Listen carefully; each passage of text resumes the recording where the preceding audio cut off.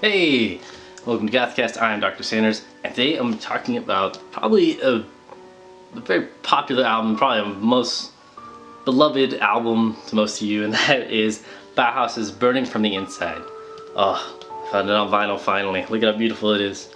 Look at, oh, it's so beautiful. Bauhaus's Burning from the Inside was released in 1983, featuring all the same members from all the other Bauhaus albums. So you have Peter Murphy, Daniel Ash, David J, Kevin Haskins, and it's an amazing album. I know that if you've listened to the podcast GothCast, episode 3 I think was our Bauhaus episode, and my co-host Robbie Gordon, all like the album, and I don't know what he was thinking, but I'm a huge fan of this album, and I think it's a great album to add to your Gothtober playlist. Very, very danceable, I think some people would say.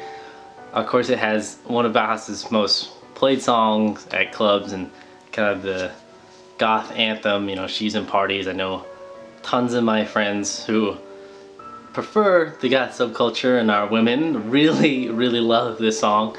As soon as it comes on, they're like, I have to dance. That's, on this album, just so you know, She's in Parties, this album's having a party and you're invited. Some people may not like that this album doesn't feature Peter Murphy as much as the other albums. He was, I think, having some health problems at the time. And so Daniel Ash and Kevin Haskins and David J really took over for writing the songs and kind of gave it a more Love and Rocket sort of feel. Not to that level that they would do with alternative rock and that sort of thing, but you have some songs like, Hope and Wasp, which are basically just instrumentals for the most part. You have King Volcano, which doesn't have a ton of lyrics, but is still a really good song.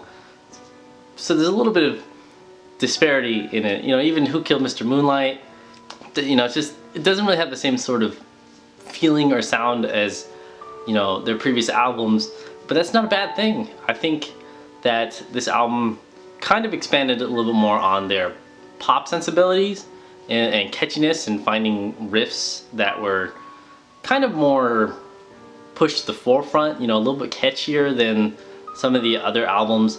I think it works really well here. I think that the album is mixed really well. It has this very soft dynamic where even the things that are really loud and very aggressive don't necessarily hurt your ears. So it's a very well produced album.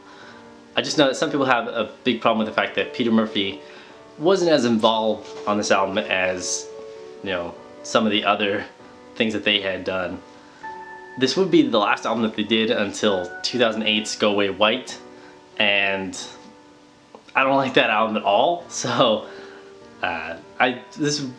most people would just consider the last of the classic Bauhaus albums because it was the last one released in the 80s before they reunited, over a decade later.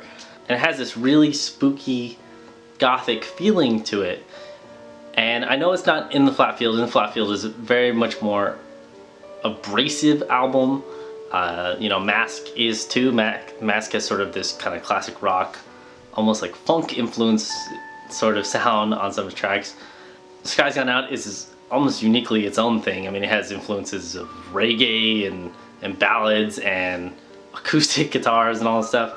But Burning from the Inside, it is great. It's kind of the poppiest that they ever got, and that's not necessarily a bad thing. Right around the same time I think they released the Ziggy Stardust single, and they were kind of riding high on that, and this album is just great. I even like the videos and all the aesthetics that accompany it, just like any Bauhaus album. They kind of accompany the fashion with their music, so there's a lot to love, and I really do love Burning from the Inside, and I think it's a great album to add to your Gothtober Halloween soundtrack.